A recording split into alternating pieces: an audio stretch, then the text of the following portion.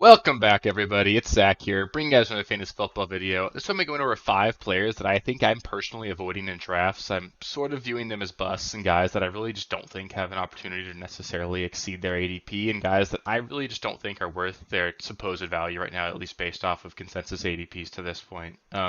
Similar to the other videos I've been doing, I'm trying to do 1 or 2 players at each position. So for the 5 players I've got here, I've got 1 quarterback, 1 running back, 2 receivers, and 1 tight end. If you guys disagree with any of these players, feel free to let me know in the comments. It's a lot of fun sort of interacting with you guys there. If you guys have any other players that you think sort of belong on this list, let me know as well. I'm sure I'll do more and more of these videos as the off season goes on, but that's sort of where I stand right now. I'll probably sort of highlight busts at each position and stuff, make a longer list for each one going forward as well. But these are sort of the guys that just sort of jumped off the page for me as guys that I'm definitely not drafting at this point. So it's a lot of fun doing these videos. If you guys haven't seen the sleepers video or the values video, I highly recommend going to take a look at those as well. Just going to be continuing to put out a lot of content. It's a lot of fun, having a lot of fun doing this, and we're really steaming into June here pretty soon. We're going to have a lot of football content coming up, so it's going to be a lot of fun, and just really excited to keep it rolling here. So, ever appreciate you guys, and yeah, let's get into the first player here.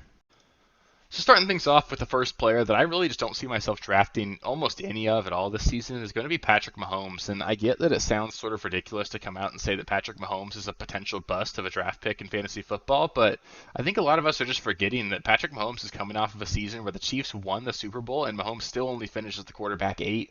The Chiefs just don't need Patrick Mahomes to be the MVP level, high flying 50 passing touchdown, 5,000 passing yard quarterback for them to win games anymore. They've got a legitimately good defense, probably a top 5 defense in the NFL. They were second in total defense in the NFL last season, and they've also got a really solid running game behind that great offensive line and Isaiah Pacheco, he's got juice. Isaiah Pacheco's a good player. He's a guy that's going to be a focal point of this offense going forward. And on top of that, the weapons around Patrick Mahomes just aren't necessarily there for Mahomes to put up those elite tier numbers that we saw in like his MVP season when he had Tyreek Hill.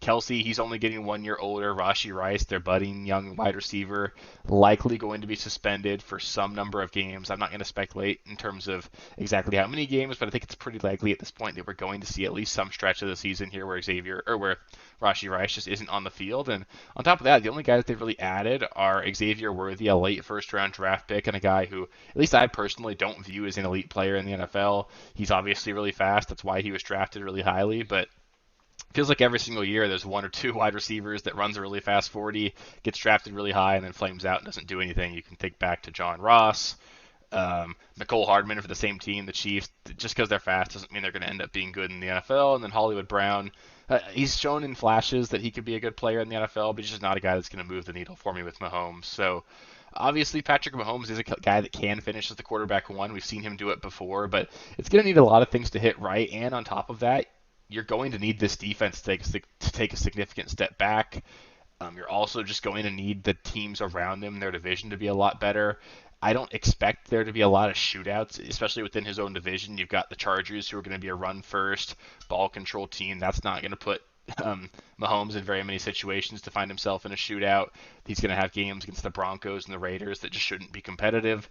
And on top of that, their schedules it's not something that necessarily lends itself towards me expecting a whole lot of shootouts for this guy. So obviously Mahomes could easily be the top quarterback in fantasy this season, but he could also just as easily finish as the quarterback 10. He finished as the quarterback 8 last season. I know saying Mahomes could be the quarterback 10 sounds ridiculous, but he wasn't that far off last season, and over the back half of last season, he was even worse than that. So as great as he is, he's the best quarterback in the NFL and in real football terms, but just round 3 for me is just way too early. I don't think he's a top 3 quarterback the way he's being drafted as the quarterback 3.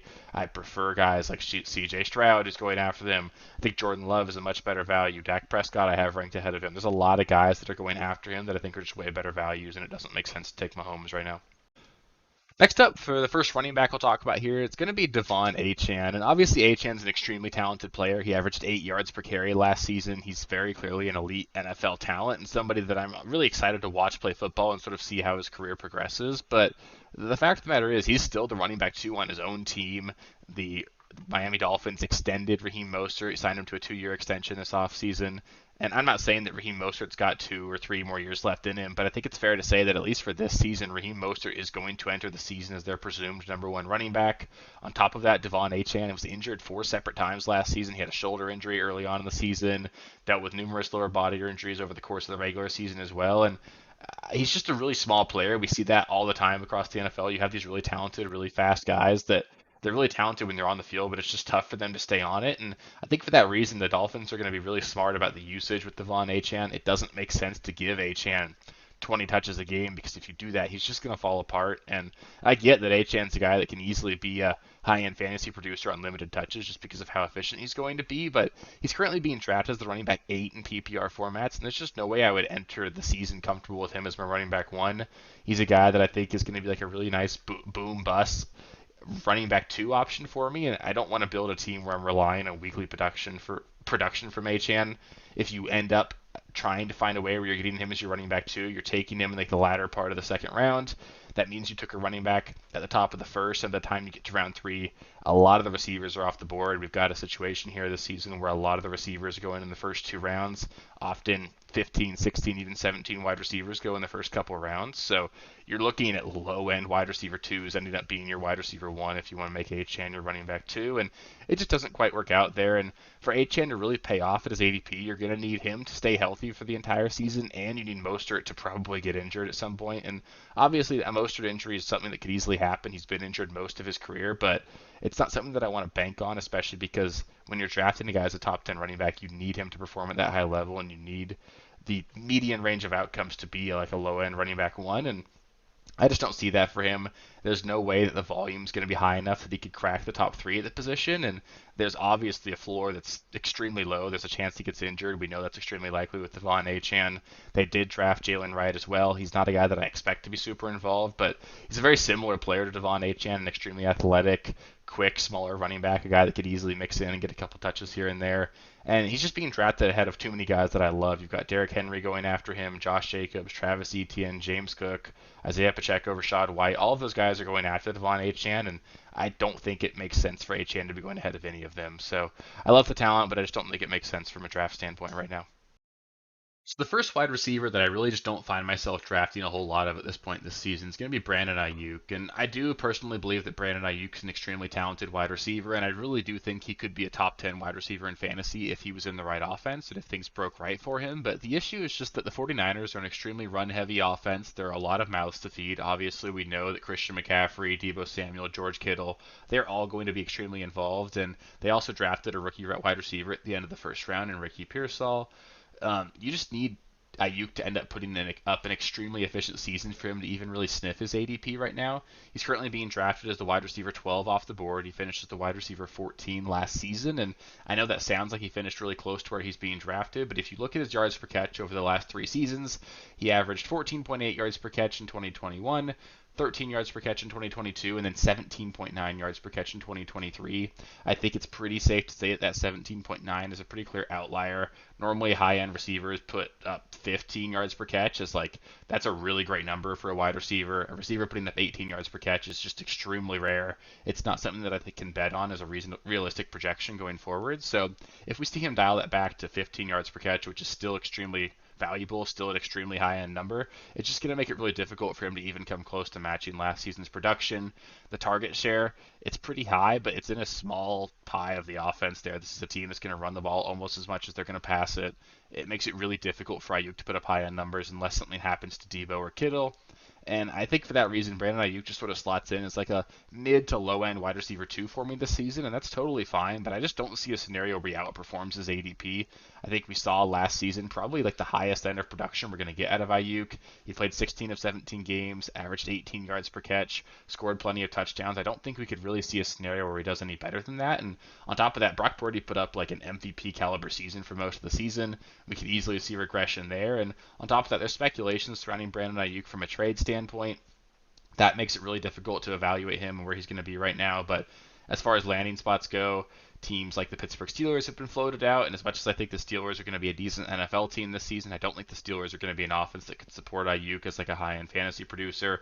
And it's just really rare that we see a receiver switch teams and be a high-end contributor. You've got to be a really high-end player, and Ayuk could be that, but you also need him to enter a situation where he's going to be the clear end wide receiver 1 on a team that's going to pass a lot, and there's just not really a situation like that out there for him. So I don't see a world where he gets traded and ends up in a better spot, and even where he's being drafted right now, assuming he's on the 49ers, I just don't see a world where he even comes close to that ADP right now.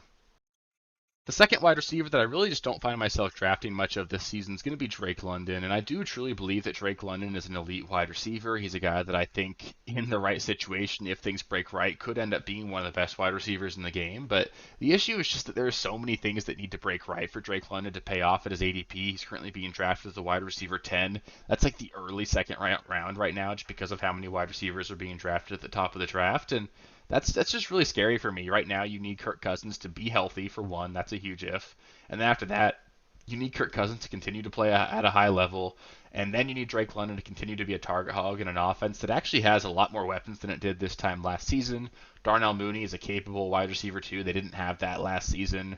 Rondale Moore, he's a solid wide receiver three, a guy they're going to manufacture touches for. Kyle Pitts was coming off of an injury last season. I expect him to be more involved in playing at a higher level this season. Bijan will be entering his second season. They'll probably involve him in the passing game more than they did last season. So there's just a lot of mouths to feed in this offense. So I don't see a world where we see Drake London getting a 28, 29% target share. He's probably going to end up in that 24 to 25% range. And then you're going to need like an outlier touchdown production season for him to pay off at his ADP. And it just really seems like Drake London is setting up to be this year's Chris Olave. If you think about this time last year, we had the Saints acquiring Derek Carr, a huge quarterback upgrade compared to what we saw with Jameis Winston and that the year before. And there were obviously, all of us, including myself, obviously believed in the talent of Chris Olave as a guy that could clearly take that step forward and be an elite performer last season. But the issue is the quarterback play, and I think it's safe to say that obviously Kirk Cousins is better if healthy than Derek Carr, but I think they're realistically in the same tier as far as NFL quarterbacks go and what we can expect from a production standpoint. So it's just you need a player who just got a new quarterback who's not an elite quarterback to come over, and you need that player to take the step forward and that mediocre to maybe good quarterback to support high-end production for him to pay off. And it's just really tough. We've seen a lot of scenarios over the last several seasons of quarterbacks switching teams and it just not resulting in immediate success. We can think back to Derek Carr going to the Saints, Russell Wilson going to the Broncos. Obviously, Aaron Rodgers going to the Jets didn't work out. I know that's injury related, but we have injury concerns here with Kirk Cousins. And really, the issue is just that I think the ceiling for Drake London is probably right around that ADP of wide receiver 10. And we've seen him finish in the 30s over the last several seasons. And as much as it sucks to picture, there's a realistic outcome here where he ends up finishing there. We know that this is an offense that's going to go only as far as their quarterback can take them. And if Kirk Cousins isn't himself, you're right back to a rookie quarterback in Michael Penix. That's not going to lead to high-end production here for Drake London. And on top of that, if Kyle Pitts ever like truly breaks out as that elite tight end that he was drafted to be, there's technically a chance that Drake London ends up not even being the number one target in his offense. Not at all what I'm projecting. I still think he's going to be the guy for sure, but I just don't see a world here where he really exceeds his ADP, and I just can't justify drafting him where he's being taken right now. And lastly, the tight end that I really just don't find myself drafting at all this season is actually Sam Laporta. And I know it's really harsh to call Sam Laporta a bust, and I don't even think that's necessarily the right term here, but he's just not a player that I think is worth his ADP, and he's not someone that I find myself drafting that much. And I think I'm pretty confident here that Sam Laporta is probably going to finish as a top five tight end, but I'm also fairly confident in saying that he's not going to repeat as a tight end one again this season. There are a lot of tight ends in the NFL that I personally just think are more talented than him. Obviously, we've got Travis Kelce, Mark Andrews, Dalton Kincaid, Trey McBride, David Njoku, maybe Kyle Pitts even. There's a lot of tight ends that I just believe are much more athletic and more talented at the position. And for him to really put up these high end numbers, you need a spike touchdown season like you saw last year, and you're also going to need just a very high target share. I expect him to see a slightly reduced target share this season with Jahmyr Gibbs being more involved. Jameson Williams is sort of coming into his own. I expect him to be more involved, and we know Amon-Ra is clearly going to lead this team in targets. So the issue here is you're probably going to see a reduction in targets for Laporta this season, and on top of that, he got really lucky from a touchdown standpoint last season. He scored 10 touchdowns. According to expected touchdowns, he probably should have scored 6 to 7. I think if he ends up in that 6 to 7 touchdown range, you're going to look at him as probably like the tight end 4 or 5 this season, and that's totally fine, but he's not a player that's athletic enough to put up big plays unless it's a broken play, so you're not going to see a whole lot of spike weeks outside of the weeks where he scores a touchdown or two, and I just don't want to be entirely dependent on that from a guy that I'm taking in the third rounds. He's a really good player. I'm not taking that away from him, but there's just way too many great values later on in drafts. Trey McBride's going after him, and I think he could easily finish as the tight end 1. Dalton Kincaid's going after him significantly. Also a player that could significantly has a realistic shot at finishing as a tight end 1. And then even David Njoku going way later is a guy that I think there's a realistic opportunity here for Njoku to finish ahead of Laporta. So as much as I think Laporta is a good player, I just don't understand the value right now going in the middle of round 3. It's just way too high for a player that I can't necessarily say is even a tier higher than the rest of these guys. It's sort of interesting with the tight end position this season. Normally we've got a clear 1 and 2, but I think you could make a really fair argument that there are 4 tight ends in the same tier between Laporta, Kelsey, McBride, and Andrews. I think all 4 of those guys, if you look at my projections as well, they're about a half point per game difference between the tight end 1 and tight end 4 in my rankings. I think that's really what I'm getting at here is that Laporta is fine. He's going to be good again this season, but there's nothing that really separates him from the tight end 4. And even like Kincaid and Njoku, Pitts, those are guys that could easily leap in there as well. So there's just a lot of guys that could easily outperform him, and there's not enough of a tier gap for me to justify drafting him in round 3. So that'll do it for this video. I went over 5 players that I'm just really not drafting at all this season, guys, that I'm sort of calling busts, even though I think bust is a bit of a harsher term than what I'm really calling these guys. But if you guys disagree with any of these players, feel free to let me know in the comments. If you had any agreements or any other players you want me to give you my opinion on, feel free to let me know in the comments as well. It's a lot of fun interacting with you guys. Up next, I'll do another mock draft. It'll be our 3rd mock draft of the season. Probably go back to a 12-team league, do something with a middle draft pick. So we've done a later draft pick and an earlier round draft pick as well. So keep mixing it up, try and give you guys as much variety there as possible, and it should be a lot of fun. We're gonna have a lot more videos coming out. We'll highlight some rookies. We'll go position by position, go out some of my best, talk about some of my favorite players to draft in each round. I'll go over draft strategy. We're going to keep giving you guys news and updates and all that. It's just going to be a lot of fun. We're going to put out several videos a week for the course of the next 4 months, and we'll be into the regular season putting out 4 videos a week, just keeping you guys ready to roll and hopefully win your guys some fantasy championships this season. So if you guys want to make sure you don't miss any of that, just make sure you subscribe to the channel. We're just over 970 subscribers. I would love to hit my goal of 1,000 by the start of the NFL season. I'm sure we'll hit that before the start of there, but the sooner the better. It's just been a goal of mine for a long time, and I really appreciate all the support getting there. So I appreciate all you guys. It's been a lot of fun, and there's going to be a lot more coming. So I'll catch you next time. Peace. Thank you guys for watching. If you haven't already, please be sure to subscribe to the channel, like the video, check out these other videos here if you haven't. If you want more content, please feel free to follow me on Twitter at RealSteelFFB. I'll be more active on there as the season goes on. Thanks. Catch you later.